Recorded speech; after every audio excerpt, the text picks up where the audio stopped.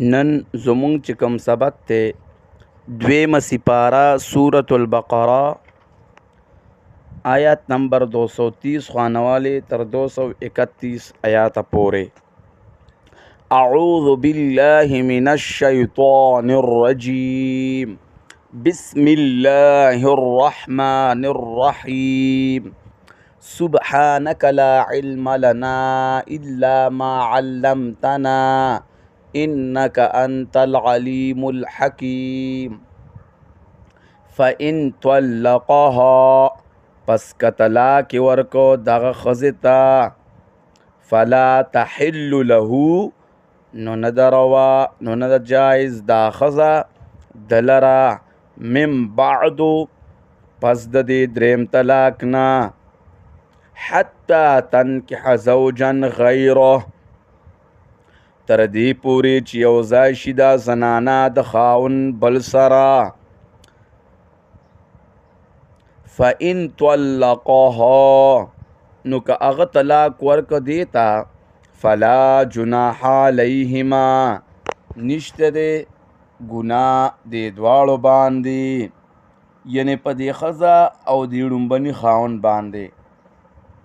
ان یتراجعا دا چې راوګرځي دا دواړه نکاح ته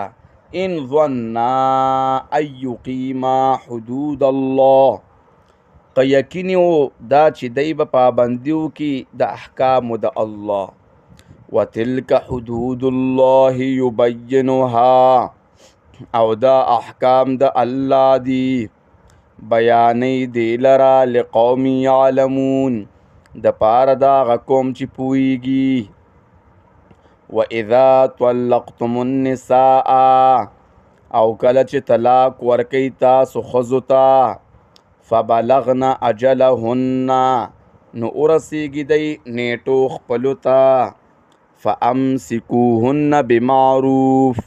نو وساتئ دی لره په ښې طریقه باندې او سرحوهن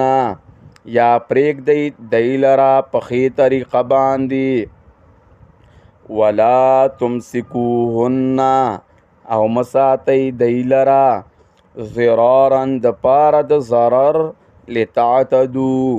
دې د پاره چې زیاتې وکئ تاسو په دی. ومن یفعل ذلک او چا چې وکړه دا کار فقد ظلم نفسه نو تحقیق سره د ظلم وکړو په خپل ځان باندې. ولا تتخذوا آیات الله او منیسئ تاسو آیاتونه د الله هزوا پټوکا واذکروا نعمت الله علیکم او یاد کئ نعمتونه د الله علیکم چې کړي دي په تاسو باندې. وما انزل علیکم او هغه چې رالیږلي دي علیکم په تاسو باندې من الکتاب د قرآن نه والحکمه وما انزل علیکم من الکتاب